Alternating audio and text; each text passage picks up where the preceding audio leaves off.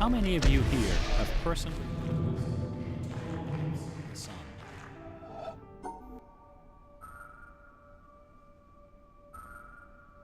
Completely overcast.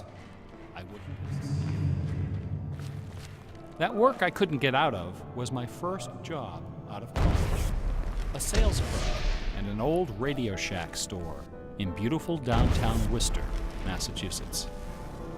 On my very first day behind the counter, a delivery truck pulled up to the front of the store. They carried in a big carton, upon which was printed the legend TRS-80. It was our floor sample of the world's first mass-market microcomputer. The TRS-80 Model 1 had a Z80 processor clocked at 1.7 MHz, 4,096 bytes of memory, and a 64-character black and white text display. The only storage was a cassette recorder. All this could be yours for the low, low price of $599. The store I was working in had seen better days. At one time, it had been near the center of a thriving commercial district. But like so many other New England cities, the advent of shopping malls had, by the early 70s, turned it into a ghost town. Worcester's solution to this problem was decisive, to say the least. The city's elders apparently decided that if they couldn't beat them, they would join them. And so, several square blocks at the heart of the city were bulldozed into oblivion, destroying dozens of family businesses, including the site of a pharmacy once operated by my great-grandfather. In their place was erected a vast 3-level shopping complex with cinemas and a food court. When the dust settled, only a few forlorn blocks of the old Worcester remained standing. My Radio Shack store was in one of those blocks. Then, to add insult to injury, Radio Shack opened a brand new location inside the shopping center, less than 500 feet from my store. So now patrons had a choice between a clean, well-lighted establishment with uniformed security and acres of convenient parking, or a shadowy hole in a seedy old office building next to an adult movie theater. Consequently, I had plenty of time to fool around with the new computer. I taught myself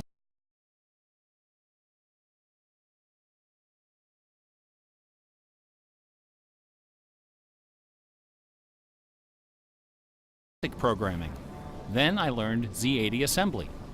Both, of course, so that I could write games. I also created self-running animated demos, which ran all night in the store window for the edification of the winos who peed in our doorway. Strangely enough, the few customers we had didn't seem to be interested in our new computer, even after the 16K memory upgrade. In fact, most of the people who set off the buzzer on their way through the front door weren't there to buy anything at all. They were there to exploit a free promotion, which was the bane of Radio Shack employees for over 40 years. The Battery of the Month Club. The idea of this promotion was simple. Customers got a little red card upon which was printed a square for each month. 12 times a year, the lucky sales clerk got to punch out a square and give the customer one brand new AAA, AA, C, D, or 9-volt battery. Of course, customers weren't allowed to choose just any grade of battery. At the time of my employment, Radio Shack offered 3 different levels of battery excellence. First were the alkalines, powerful, long-lasting, and expensive, hanging behind the counter like prescription medication in gold-embossed blister packs. These were most certainly not available through the Battery of the Month Club. Next were the high-end lead batteries, sturdy, dependable batteries, moderately priced, and prominently displayed near the front of the store. These were also not available through the Battery of the Month Club. Finally, at the bottom of the barrel were the standard lead batteries. These were literally piled in barrels, cunningly located way at the back of the store, in a dark corner near the TV antennas. Remember TV antennas? Customers who came in looking for their free battery of the month had to walk the entire length of the premises, past the CB radios and stereo headphones and remote-controlled racing cars. Nothing would stop them. On the first day of every month, like clockwork, those customers came in waving their little red cards. I would look up from my programming and wave them to the back of the store. It didn't matter that the batteries were only worth 29 cents. It didn't matter that most of them were already half dead. They came, they grabbed. And as far as I can remember, not one of them ever paid for a damned thing. I was such a crappy salesman. I was young and foolish.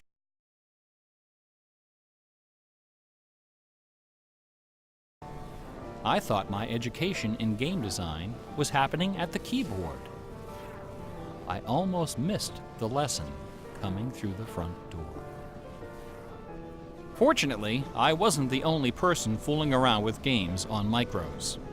All over the country, people like me were experimenting.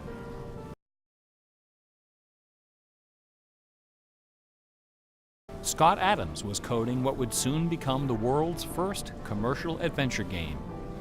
Remember adventure games? My future employer, Infocom, was being founded, along with other legendary companies like Online Systems, Sirius, Personal Software, and SSI. Those were exciting times. Teenagers were making fortunes. Games were cheap and easy to build. The slate was clean. But in 1979, the biggest news in gaming had nothing to do with computers. On the morning of the autumn equinox, September 20th, a new children's picture book appeared in the stores of Great Britain. This picture book was rather peculiar. It consisted of 15 meticulously detailed color paintings, illustrating a slight, whimsical tale about a rabbit delivering a jewel to the moon. On the back jacket of the book was a color photograph of a real jewel, shaped like a running rabbit, 5 inches long, fashioned of 18-karat gold, suspended with ornaments and bells, together with a sun and moon of blue quartz. According to the blurb underneath, this very jewel had been buried somewhere in England. Clues pointing to its location were concealed in the text and in the pictures of the book. The treasure would belong to whoever found it first. The book was called Masquerade. It was created by an eccentric little man with divergent eyes and a talent for mischief named Kit Williams. Within days, the first printing was sold out, and the empire that never sleeps found itself in the grip of rabbit fever. Excited readers attacked the paintings with rulers, compasses, and protractors. Magazine articles and TV specials dissected the clues, floated theories, and followed with keen delight the reckless exploits of the fanatics. One obscure park, unfortunately known by the nickname Rabbit Hill, was so riddled with holes excavated by misguided treasure seekers that the authorities had to erect signs assuring the public that no gold rabbits were to be found there. Some hunters ended up seeking psychological counseling for their obsession. The craze leapt over the Atlantic Ocean and invaded America, France, Italy, and Germany. It sold over 1 million copies in a few months, a record unrivaled by any children's title until the advent of Harry Potter. Over 150,000 copies were sold in foreign translations, including 80,000 copies in Japanese, despite the fact that the puzzle was only solvable in English. It didn't matter that the Masquerade jewel was only worth a few $1,000s. Many seekers spent far more than that in their months of exploration and travel. It was the thrill of the chase, the possibility of being the one.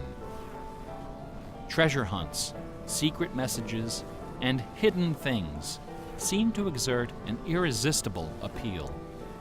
They're fun to look for and to talk about. And this fact of human psychology has been exploited in computer games since the earliest days. It finds expression in the hidden surprises we call Easter eggs. Atari's Stephen Wright is credited with coining this term in the first issue of Electronic Games magazine. The first Easter egg in a commercial computer game appeared in an early Atari 2600 cartridge called, simply enough, Adventure.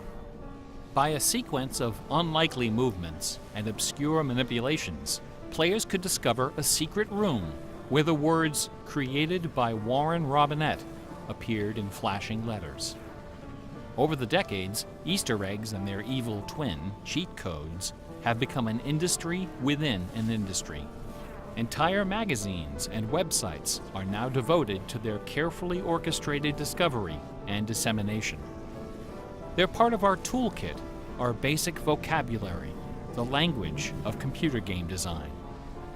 Computer gamers may have been the first to refer to hidden surprises as Easter eggs, but we certainly weren't the first to use them. Painters, composers, and artists of every discipline have been hiding stuff in their works for centuries. The recent advent of VCRs and Laserdisc players with freeze-frame capability exposed decades of secret Disney erotica. Thomas Kincaid, the self-appointed painter of light, amuses himself by hiding the letter N in his works. A number beside his signature indicates how many N's are hidden in each painting. Picasso, Dali, Raphael, Poussin, and dozens of other painters concealed all kinds of stuff in their paintings. A favorite trick was hiding portraits of themselves, their families, friends, and fellow artists in crowd scenes. El Greco loved dogs, but the Catholic Church forbid him from including any in his sacred paintings. So he hid them, usually within the outlines of celestial clouds. Composer Dmitri Shostakovich chafed under the political censorship imposed by the Soviet Ministry of Culture. His symphonies and chamber works are loaded with hidden signatures and subversive subtexts which, had they been recognized, would have sent him to Siberia. Mozart's opera, The Magic Flute, is filled with musical allusions to the rituals of the Freemasons, the ancient secret society of which he and his mentor Haydn were members. But the most famous purveyor of Easter eggs is that champion of the late Baroque, the ultimate musical nerd, Johann Sebastian Bach. Bach was a student of gematria, the art of assigning numeric values to letters of the alphabet. A equals 1, B equals 2, C equals 3, etc. By comparing, sequencing, or otherwise manipulating these numbers, secret messages can be concealed. Bach took particular delight in the geometrical numbers 14 and 41. 14 is the sum of the initials of his last name. B equals 2, A equals 1, C equals 3, and H equals 8. 41 is the sum of his expanded initials, J.S. Bach. These two numbers show up over and over again in Bach's compositions. One of the better-known examples is his setting of the chorale Vor deinem Thron. The first line of the melody contains exactly 14 notes, and the entire melody, from start to finish, contains 41. Another of Bach's favorite games was the puzzle canon. A canon is a melody that sounds good when you play it on top of itself, a little bit out of sync. Frere Jacques and Row, Row, Row Your Boat are familiar examples of simple, two-voice canons. But a canon can employ any number of voices, and you don't have to play each voice the same way either.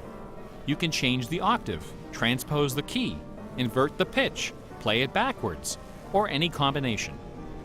Finding melodies that make good multi-voice canons is a fussy and difficult art, of which Bach was an undisputed master. Now, in a puzzle canon, the composer specifies the basic melody and the number of voices but not the relationship of the voices. The student has to figure out the position and key of each voice, and whether to perform them inverted and/or backwards. Bach wrote quite a number of puzzle canons. The most famous, BWV 1076, is part of a fascinating story. One of Bach's students was a fellow by the name of Lorenz Misler, founder of the Society of Musical Science. This elite, invitation-only institution devoted itself to the study of Pythagorean philosophy and the union of music and mathematics.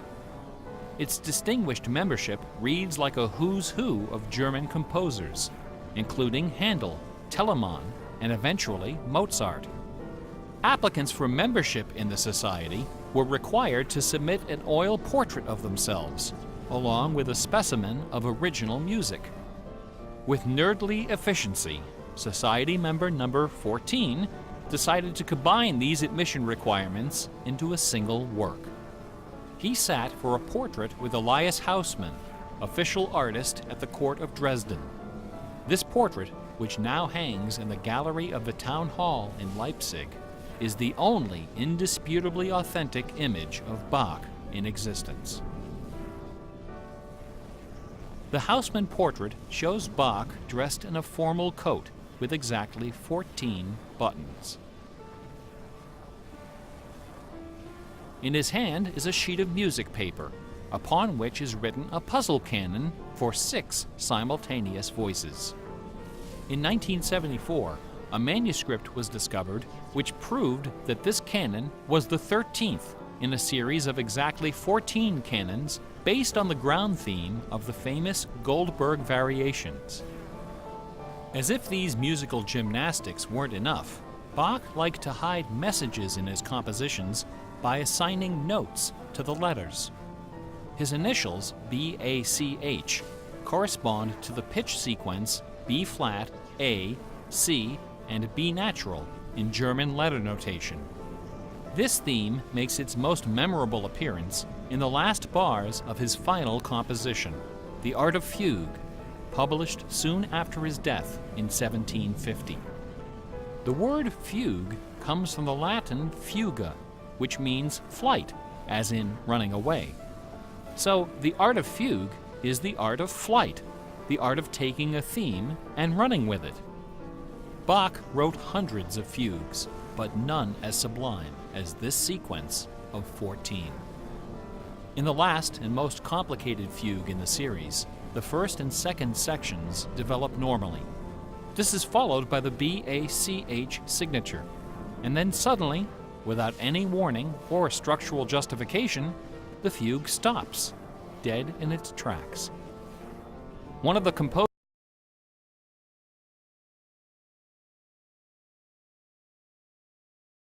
composer's 20 children, his son Carl Philipp Emanuel, claimed that Bach died moments after those last few notes were written. This story is probably apocryphal. The Easter eggs in Bach's music are a pleasant obscurity, known chiefly to professors and students of Baroque music. But in March of 2002, when this lecture was first delivered, those Easter eggs were the talk of the entire classical music industry. Sitting near the top of the classical music charts that month was a compact disc on the ECM label called Mortimer. It was performed by the Hilliard Choral Ensemble, together with a talented but, until then, little-known violinist, Christoph Poppen. The music on Mortimer is based on a geometrical analysis of Bach's Partita in D minor for solo violin. This analysis, by German professor Helga Thon, assigns numeric values to the duration of notes, the number of bars, and the German letter notation of the partita.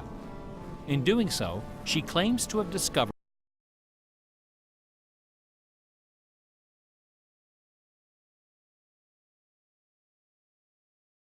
complete text of several liturgical ceremonies encoded in the notes. The CD presented these hidden texts superimposed over the original music. The result was strangely melancholy, dark, haunting, and very, very popular. Quite a few music critics attacked this disc. They didn't buy Professor Thone's analysis, dismissing it as a combination of numerology and canny marketing. Their caution was not without basis. Numerology is a slippery slope down which many a fine mind has slid to its doom. Allow me to offer an amusing anecdote from my own experience. Back in the early 90s, before the internet took off, one of the more popular online bulletin board systems was a service called Prodigy. I bought an account on Prodigy so I could join a fraternal interest group and gossip with fellow members around the country. One day, a stranger appeared on our bulletin board. Right away, I knew we were in trouble. This fellow, whose name was Gary, began spouting all kinds of apocalyptic nonsense about worldwide conspiracies, secret societies, and devil worship. At first, we tried to be polite. We questioned his sources, corrected his histories, logically refuted his claims, and tried to behave in a civilized manner. But instead of soothing him, our attention only made him worse. His conspiratorial warnings became urgent, approaching hysteria. He began to threaten people who disagreed with him. To coin a phrase, Gary went all uppercase. But his most urgent warnings weren't about the gays, the Jews, the Rockefellers, or the Illuminati. According to Gary, the greatest enemy of mankind was Santa Claus. Gary claimed to possess a secret numerical formula that proved beyond a shadow of a doubt that Santa Claus was an avatar of the Antichrist. Intrigued, we pressed Gary to reveal his formula. In doing so, we walked right into his trap. We should have known he had a book to sell. I fell for it. I sent him the $15.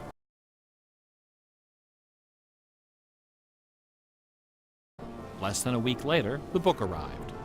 Above an ominous photograph of the Washington Monument was emblazoned the title, 666, The Final Warning. Inside this privately printed 494-page monster, Gary reveals a simple geometrical formula, which he claims was developed by the ancient Sumerians. This formula assigns successive products of 6 to each letter of the alphabet. A equals 6, B equals 12, C equals 18, etc. Imagine my dismay when I applied this ancient formula to the name Santa Claus and obtained the blasphemous sum of 666, the biblical number of the beast. I went on Prodigy and reported to the stunned members of our interest group that Gary was right after all. There could be no doubt that according to the unimpeachable wisdom of ancient Samaria, Santa Claus was the Antichrist. I then went on to point out several other names which, when submitted to Gary's formula, also produced the sum 666. Names like St. James, New York, and New Mexico.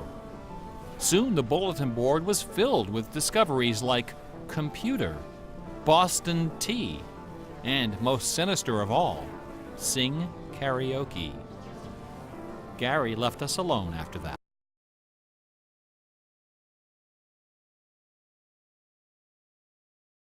I got my $15 worth. But Gary is hardly the first person to connect secret codes to the Bible. People have been looking for Easter eggs in the Bible for hundreds of years. The Hebrew mystical tradition of Kabbalah can be described as a geometrical meditation on the Pentateuch, the first 5 books of the Old Testament. The advent of computers has made the application of numerology to the Bible fast and efficient. The latest spate of Bible searching was instigated by a book published in 1998 by Michael Drosnin, a former Wall Street Journal reporter. His book, The Bible Code, applied a skipped cipher in which every nth character in a text is combined to form a message. By applying his skip cipher to the Hebrew text of the Old Testament, Drosnin claimed to have discovered predictions of World War II, the Holocaust, Hiroshima, the assassination of Yitzhak Rabin and both Kennedys, the moon landing, Watergate, the Oklahoma City bombing, the election of Bill Clinton, the death of Princess Di, and the comet that collided with Jupiter. He also found predictions of a giant earthquake in LA, a meteor hitting the Earth, and nuclear Armageddon, all scheduled to occur before the end of the last decade. The Bible Code spent many weeks on the bestseller lists, spawning several sequels and dozens of imitators.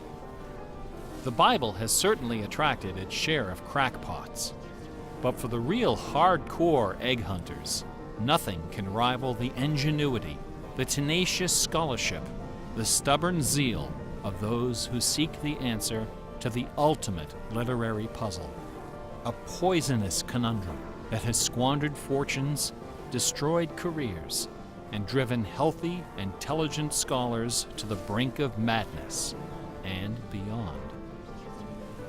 Who wrote Shakespeare? The essays and books devoted to the Shakespeare authorship problem are sufficient to fill a large library. Several such libraries actually exist.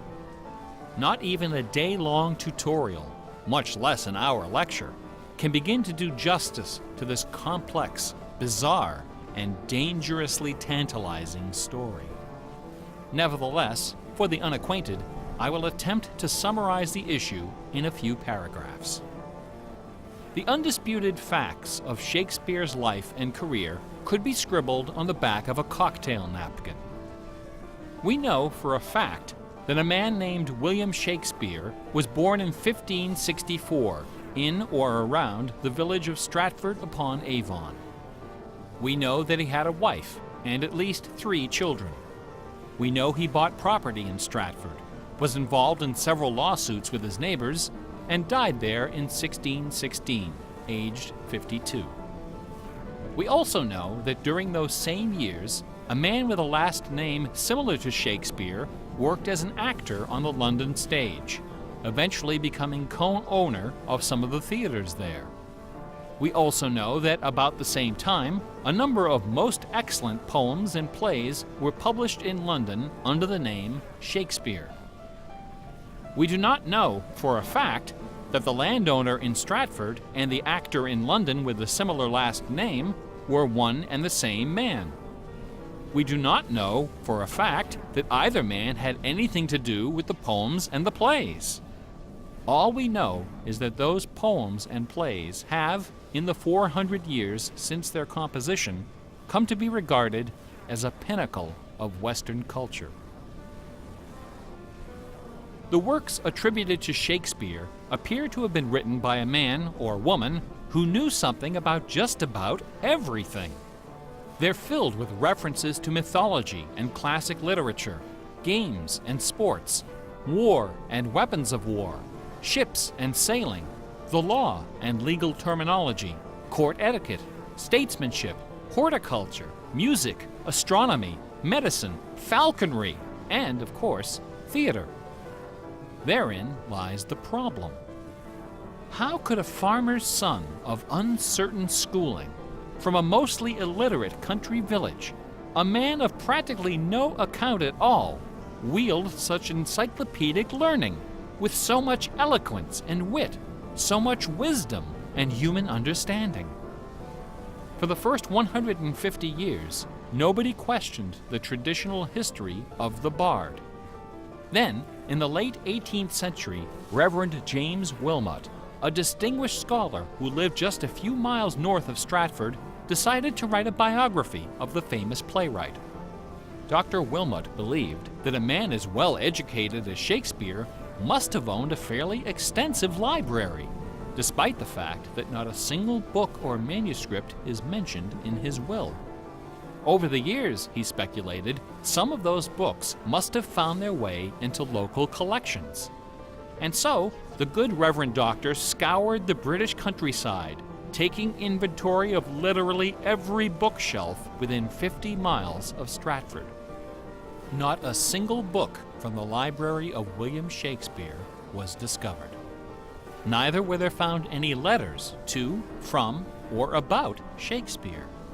Furthermore, no references to the folklore, local sayings, or distinctive dialect of the Stratford area could be found in any of Shakespeare's writings. After 4 years of painstaking research, Dr. Wilmot concluded, to his own dismay, that only one person contemporary with Shakespeare of Stratford had ever demonstrated the wide-ranging education and expressive talent needed to compose those poems and plays. That man was the multilingual author, philosopher, and statesman, inventor of the scientific method, chancellor to the courts of Queen Elizabeth and King James, Sir Francis Bacon. Dr. Wilmot never dared to publish his theory, but before he died, he confided it to a friend, James Cowell, who, in 1805, repeated it to a meeting of the Ipswich Philosophical Society. The members of the society were suitably outraged, and the scandalous matter was quickly forgotten. Then, in 1857, a lady from Stratford, Connecticut, published a book called The Philosophy of the Plays of Shakespeare Unfolded. In this book, Miss Delia Bacon, no relation to Francis, claimed that the works of Shakespeare were written by a secret cabal of British nobility, including Sir Walter Raleigh and Sir Philip Sidney, as well as Sir Francis Bacon. Delia Bacon's book electrified the world of letters. Battle lines were drawn between the orthodox Stratfordians and the heretical Baconians. Literary societies and scholarly journals were formed to debate the evidence. Hundreds of pamphlets, newspaper articles, and essays were published defending each side and ridiculing the opposition with that self-aggrandizing viciousness peculiar to tenured academics. Armed with her explosive book, Delia Bacon journeyed to Stratford-upon-Avon and, unbelievably, obtained official permission to open Shakespeare's grave. However, when the moment came to actually lift the stone, Delia's self-doubt precipitated a catastrophic nervous breakdown. She later died penniless in a madhouse. Around 1888, things began to get a bit out of hand. U.S. Congressman Ignatius Donnelly of Minnesota became interested in the Shakespeare controversy. One day, browsing through his facsimile copy of the First Folio of 1623, he noted that the word bacon appeared on page 53 of the Histories and also on page 53 of the Comedies. He also noted that Sir Francis Bacon had written extensively on the subject of cryptography. Donnelly began counting line and page numbers, adding and subtracting letters, drawing lines over sentences, circling words, and crossing them out. The result was a complex and virtually incomprehensible algorithm, which he claimed was invented by Bacon to hide secret messages inside the First Folio. The greatest Easter egg hunt in the history of Western civilization had begun. Here are just a couple of the sillier highlights. A doctor named Orville Owen of Detroit constructed a bizarre research tool he called the Wheel of Fortune. This wheel consisted of 2 giant wooden spools wrapped with a strip of canvas 2 feet wide and 1,000 feet long. Onto this canvas, he glued the separate pages of the complete works of Bacon, Shakespeare, Marlowe, Greene, Peele, and Spenser, together with Burton's Anatomy of Melancholy. By cranking the spools back and forth, Dr. Owen could quickly zip across the pages in search of clues and cross-references. Employing a large team of secretaries and stenographers, Owen claimed to have uncovered a complete alternative history of Elizabethan England, as well as several entirely new Shakespeare plays and sonnets. Listen to this hidden verse, supposedly penned by the mighty bard himself, which inspired Dr. Owen to build his Wheel of Fortune.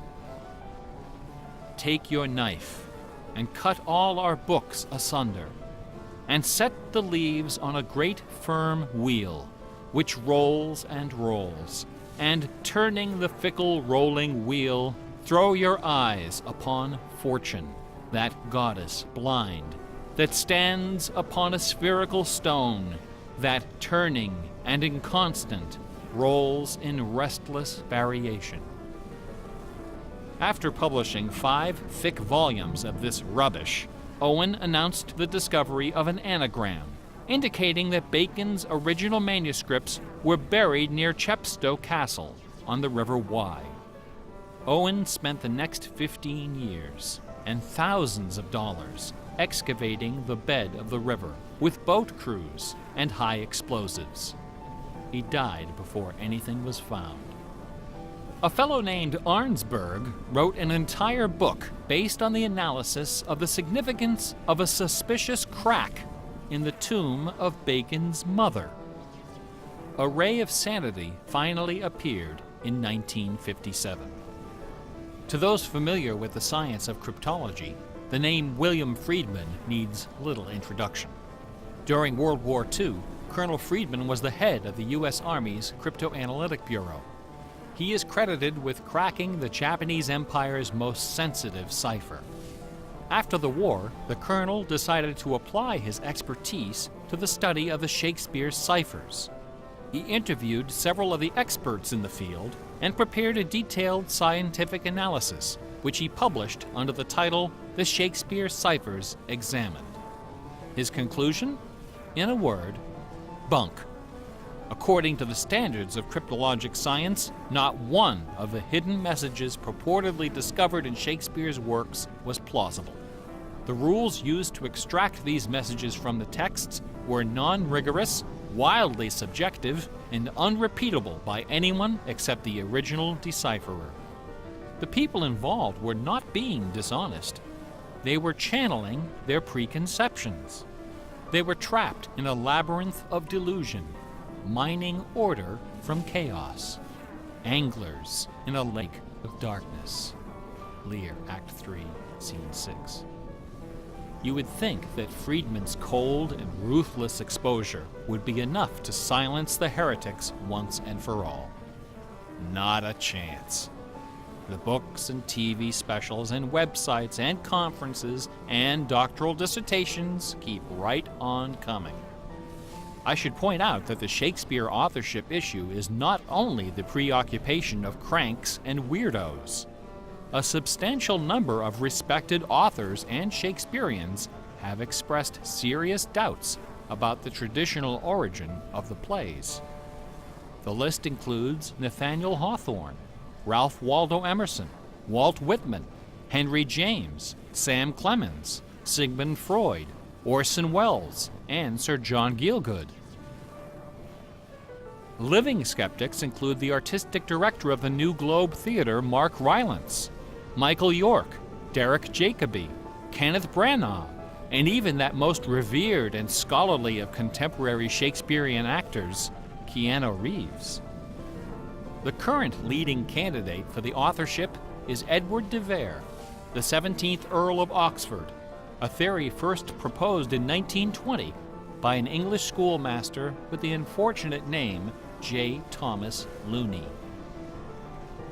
What is it about Bach, the Bible, and the works of Shakespeare that inspires this intense scrutiny? Nobody's looking for acrostics in Chaucer or Keats. There are no hit CDs of the secret chorales of Wagner or Beethoven. For the answer, we need to recognize the unique roles which the Bible and Shakespeare have played in the development of Western culture. No other single work of literature has influenced modern English more than the translation of the Holy Bible published in 1611 under the auspices of King James I. The King James Bible exemplifies the meaning of the word classic. It has been called the noblest monument of English prose, the very greatest achievement of the English language. It has served as an inspiration for generations of poets, dramatists, musicians, politicians, and orators. Countless people have learned to read by repeating the phrases in this, the only book their family possessed. Our constitutions and our laws have been profoundly shaped by its cadences and imagery. But even the glory of the King James Bible, compiled by a committee of 46 editors over the course of a decade, pales before the dazzling legacy of the Swan of Avon. The lowest estimate of Shakespeare's working vocabulary is 15,000 words, more than 3 times that of the King James Bible, and twice the size of his nearest competitor, John Milton. His poems and plays were written without the aid of a dictionary or a thesaurus. They didn't exist yet. It was all in his head.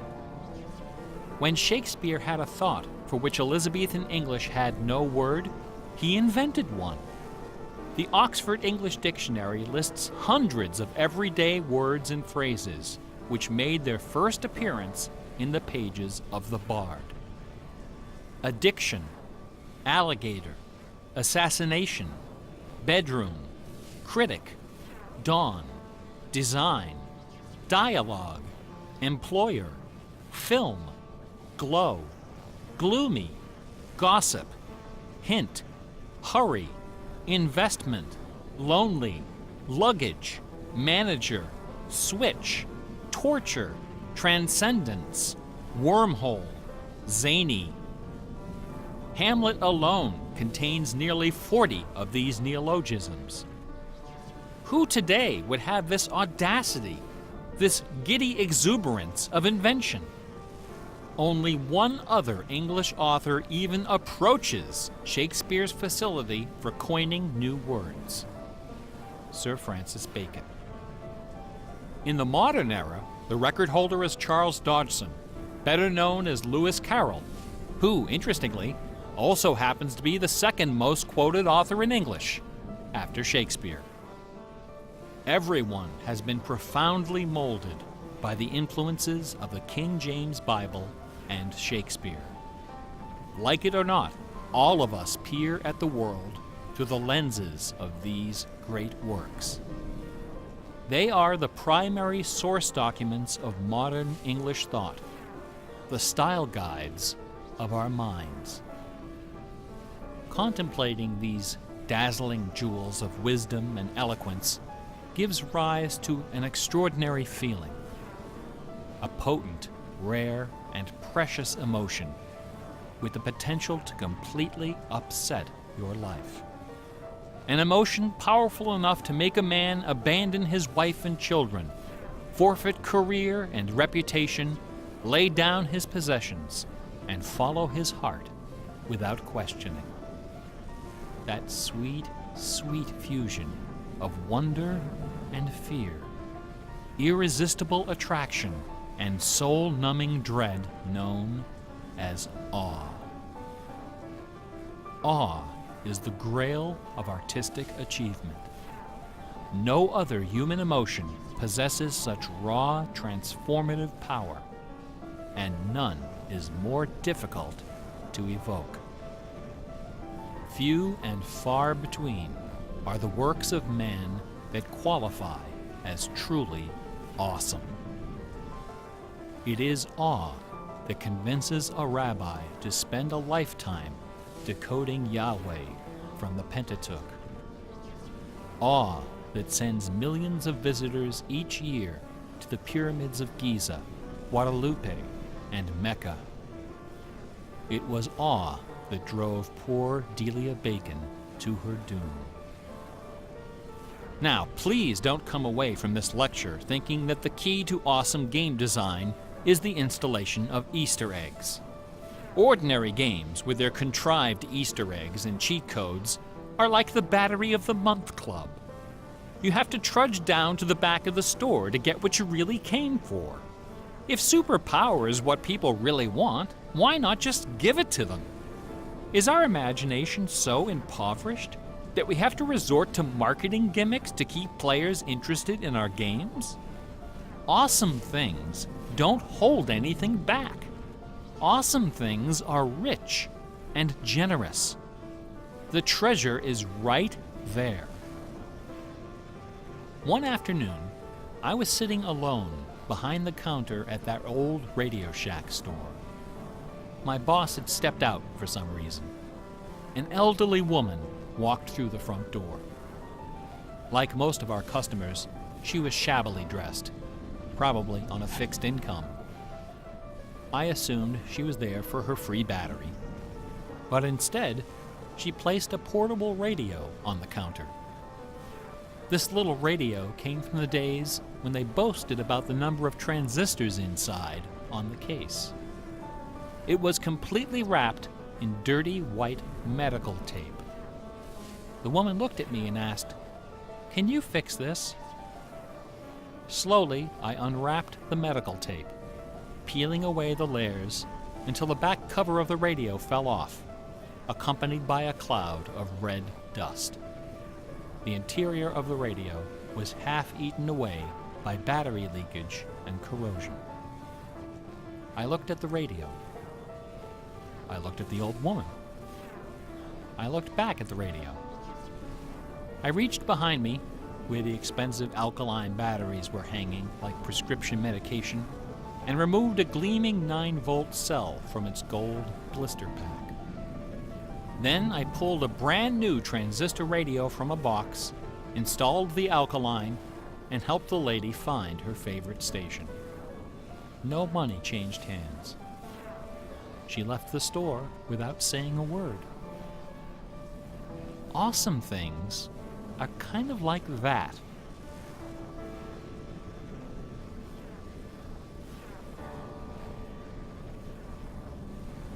Bach offered his students very specific insight into the source of awe.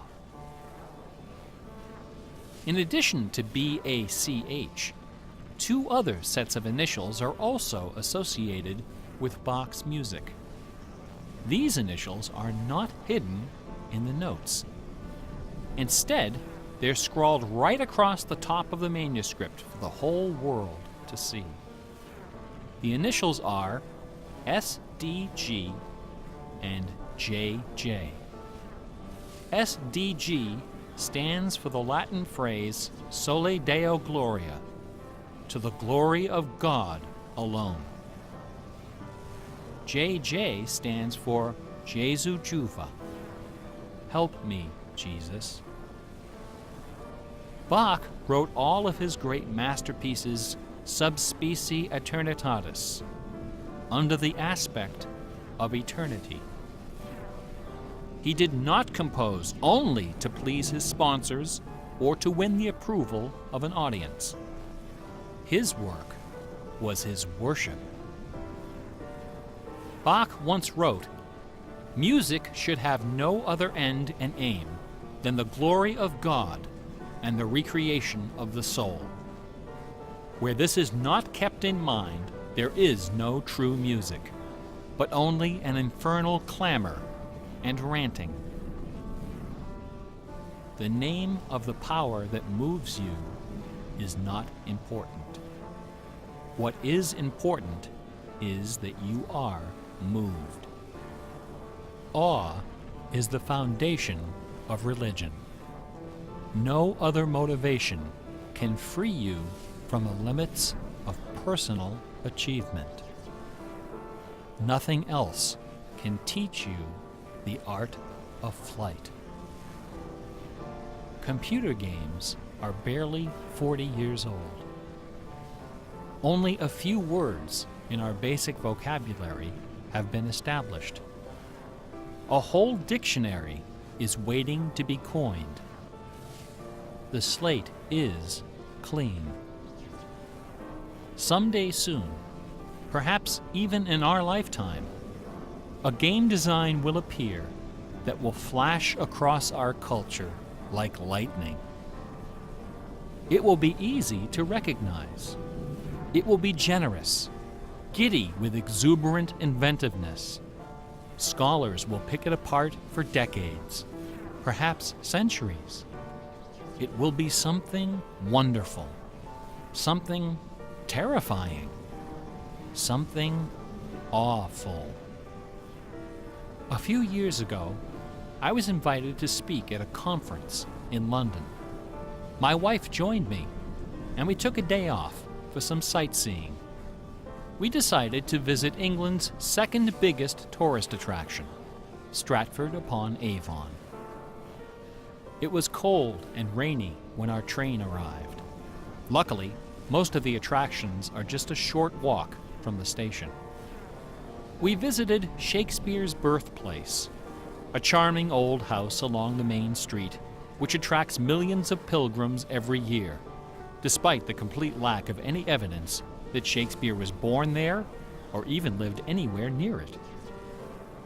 We went past the school where Shakespeare learned to read and write, although no documents exist to prove his attendance. We visited Anne Hathaway's cottage, the rustic country farm where his wife spent her childhood, although no record shows anyone by that name ever having lived there. Finally, we came to the one location undeniably associated with Shakespeare, Trinity Parish Church, on the banks of the River Avon, where a man by that name is buried. This beautiful church is approached by a long walkway between rows of ancient gravestones, shaded by tall trees. The entrance door is surprisingly tiny. No cameras are allowed inside. The interior is dark and quiet. Despite the presence of busloads of tourists, the atmosphere is hushed and respectful. A few people are seated in the pews, deep in prayer. An aisle leads up the center of the church. The left side of the altar is brightly illuminated. On the wall above is a famous bust of the bard, quill in hand, gazing serenely at the crowd of pilgrims. On the floor beneath, surrounded by bouquets of flowers, at the very spot where Delia Bacon lost her mind, the gravestone of William Shakespeare bears this dire warning. Good friend, for Jesus' sake, forbear to dig the dust enclosed here. Blessed be the man who spares these stones, and cursed be he that moves my bones. Every year, 3 million pilgrims arrive from every nation on earth to approach this stone and consider the likeness of a man whose body of work can only be described as awesome. By contrast, the right side of the altar is dark and featureless. Nobody of any consequence is buried there. The only point of interest is a wooden case of simple design, carved of dark oak. Inside the case, sealed beneath a thick sheet of glass, lies a large, open book. A plaque on the case identifies this book as a first edition of the King James Bible, published in 1611, when Shakespeare was 46.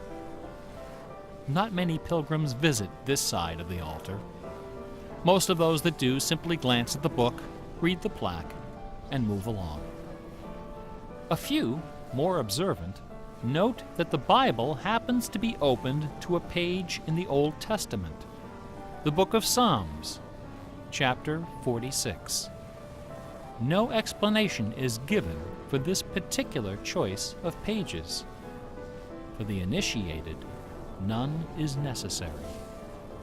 If you are of inquisitive bent, if you are intrigued by English history and literature, if you value your peace of mind, cover your ears now.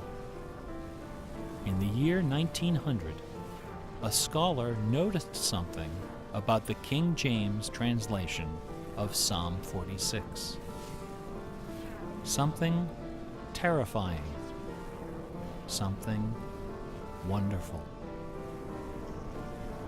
The 46th word from the beginning of Psalm 46 is shake. The 46th word from the end is spear.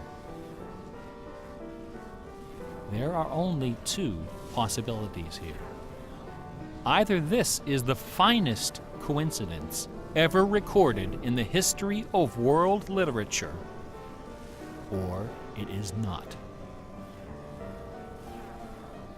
The Earth revolves around only one sun and has only one moon. The moon happens to be 400 times smaller than the sun. The sun happens to be 400 times farther away. And the apparent paths of the moon and sun in our sky happen to intersect exactly twice every month.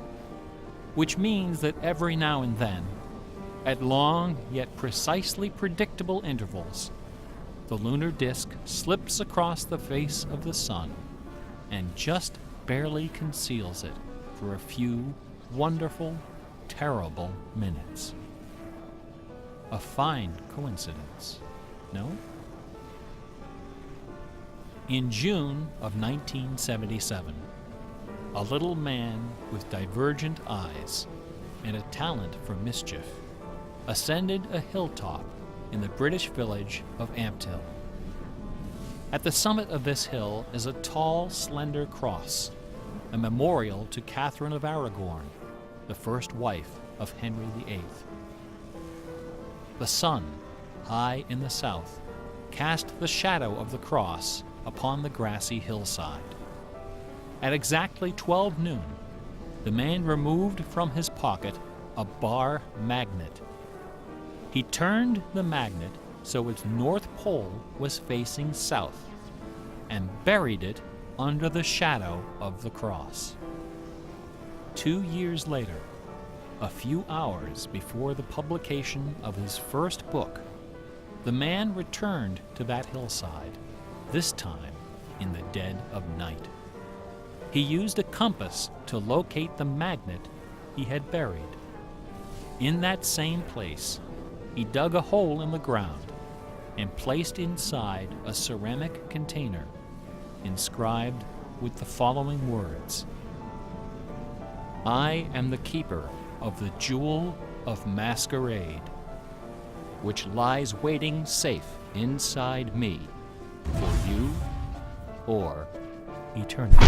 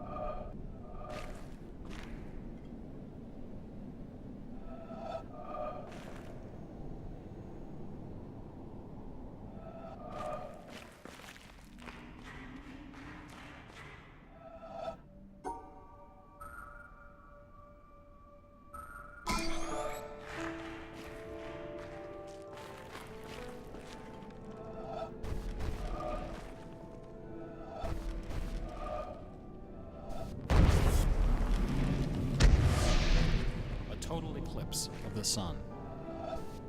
To stand one day in the shadow of the moon is one of my humble goals. The closest I ever came was over 30 years ago, on February 26th, 1979, over the city of